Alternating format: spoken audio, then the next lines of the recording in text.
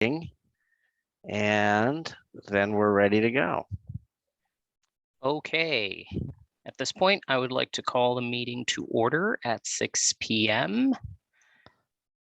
Let's start with the Pledge of Allegiance and the Goethe Pledge. Please stand, place your right hand over your heart. Ready, begin. I pledge allegiance to the flag, the United States of America, and to the republic for which it stands, one nation, under God, indivisible, with liberty and justice for all. All right, Casey and Biggie. As a citizen of the world, I will follow Goethe's circle of learning. Curiosity opens my mind, ideas lead to knowledge, responsible choices show respect, cooperation strengthens others, learners are courageous, empathy creates community. Ein Bürger dieser Welt folge ich dem Kreis des Lernens, neugierig, ideenreich, respektvoll, kooperativ, mutig, empathisch. Thank you, Biggie and Casey. Roll call. Frank? I am here. Sam? Here. Pete? Here.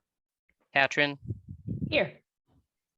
All right, moving on to the affirmation of board findings pursuant to Government Code Section 54953E. I'd like to make a motion. Is there a second? Second, this is Sam. All in favor? Frank?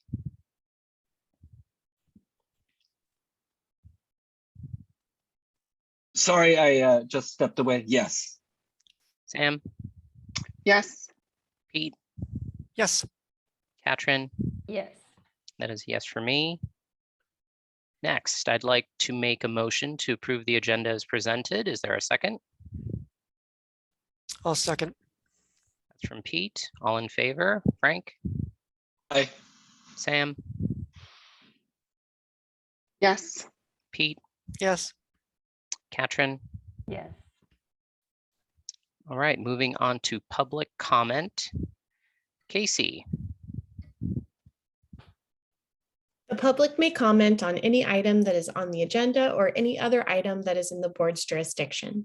Members of the public who wish to comment during the board meeting may use the raise hand tool on the Zoom platform. Individual comments will be limited to 3 minutes, and the total time for this purpose shall not exceed 30 minutes per meeting. If an interpreter is needed for comments, they will be translated to English, and the time limit shall be 6 minutes. Individuals may speak 1 time per subject. The Board of Trustees reserves the right to mute or remove a member of the public if comments or actions disrupt the board meeting.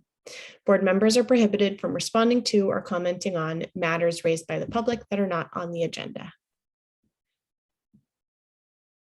And looks like there are no hands raised for public comment at this time. Thank you, Casey. Moving on to consent, I'd like to make a motion to approve the regular board meeting minutes of January 24th. All in favor? Frank? Aye. Sam? Yes. Pete? Yes. Katrin? Yes. And that is a yes for me. All right. First item to ratify, I'd like to make a motion to approve the school accountability report card. Do I have a second? I second. That is from Frank. Go ahead, Chris. Sure. Thank you, everyone, for meeting tonight so that we could approve these with document in hand. The School Accountability Report Card has been around for over 20 years. It is a document, it was kind of one of the first major documents that schools needed to do with regards to accountability. It might be at the end of its lifetime, quite frankly, because there's a lot of things that have replaced it. The LCAP has a lot of pieces that are a part of this. We also have the California dashboard.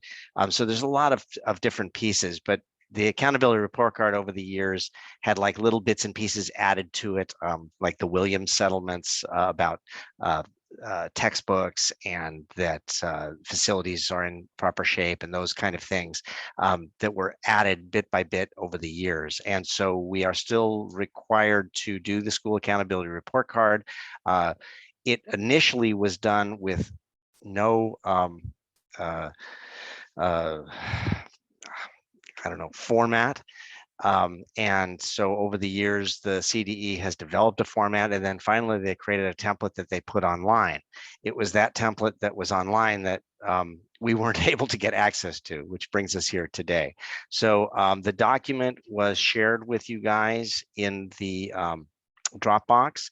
It does have some glitches that are a part of it. So if there's any questions or anything like that with regard to it, I can speak to it. But basically, it talks about different areas of accountability within the school, and we do post that up on our website each year. This is something we do annually, right at this time. Oh, you're muted. Sorry. Thank you, Chris. Frank? Oh, sorry, no questions. Sam? I do have a couple of questions. They might be related to the glitch or some sort of translation issue from maybe transporting it into PDF. Mhm. It looks like, for example, on page 3, like the table's not really correctly populated because kindergarten seems to have fallen off of it. But I noticed that there were a lot of charts, for example, on page 5 and in other places where the data looked to be blank as opposed to having any sort of NA or something in there. And it could just be in the version that we looked at, but I couldn't tell if this was a final version or a translation issue or something. So let me address that if I can. That's exactly what I was referring to. So yes, I'm happy to kind of talk through it. So the areas that you were talking about, I'll go ahead and pull this up, make it a little bigger. There are certain areas where, like I said, this is an older document, and it is a little wonky on how it gets put together. These are things we don't have control over. So I think that the main thing that I do want to assure you is where I think this was the one you were referring to that has teacher preparation and placement, and Yeah, that was blank.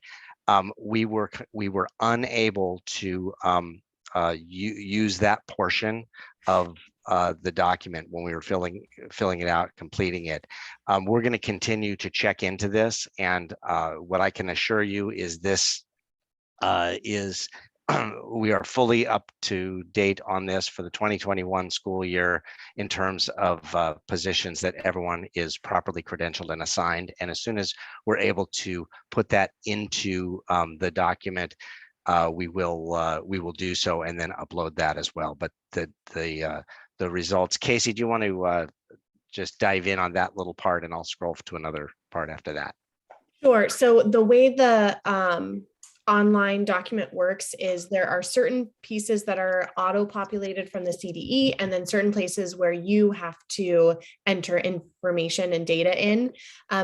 Typically, this section is one that we have to enter in our numbers and percentages for, but then the state is auto-populated and the district would give us their numbers.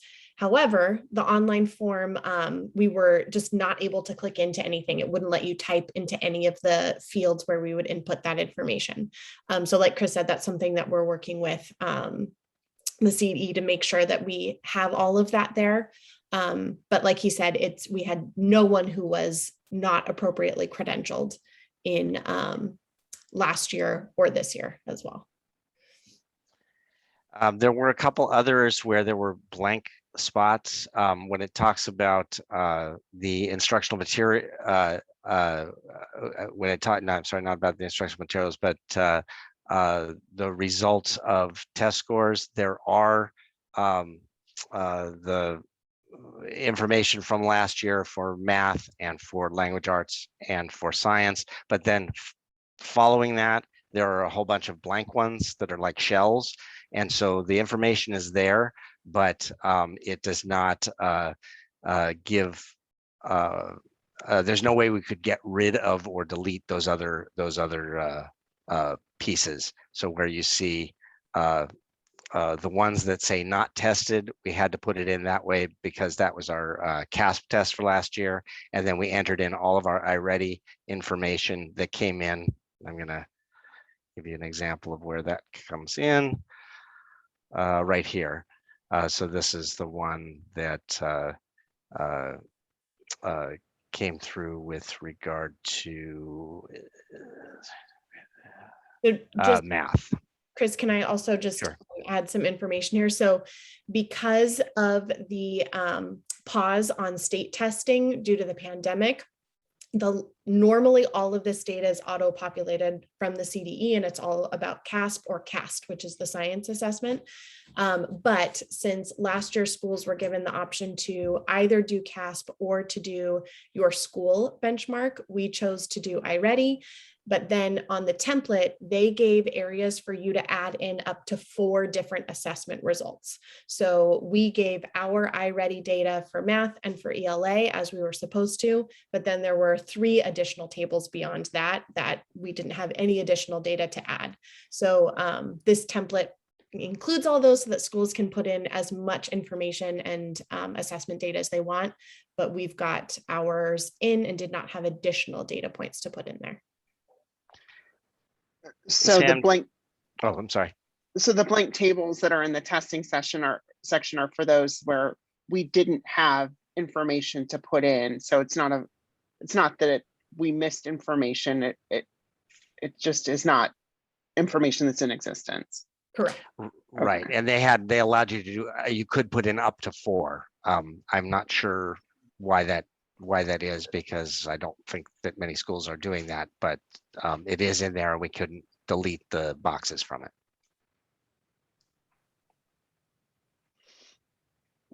Thanks. Pete, Sorry, nothing for me. Thanks. Katrin, No questions from me. Thank you. all right. All in favor to approve the SARC report? Frank, Yes. Sam, Yes. Katrin, Yes. Pete? Yep. Sorry, I think I did that in the wrong order, but We'll live. all right, moving on to the ratification of internship agreement with Loyola Marymount. I'd like to make a motion. Is there a second? I move. On A this one, second, Frank? sorry. A second, I apologize. Go ahead, Chris. Sure. This is the document that I'm asking for ratification. I did assign it to get this program going. If you recall, we did something previously with Pepperdine and student teaching. This is with Loyola Marymount University and specific to internships. And why we wanted to move quickly on this is because it was in support of Catherine Birol, who has been with us for many years and is now doing our kindergarten. And she is credentialed through an internship in coordination with Loyola Marymount University. So this was the agreement with that, and I am asking for board ratification. I did already sign this in the beginning of January.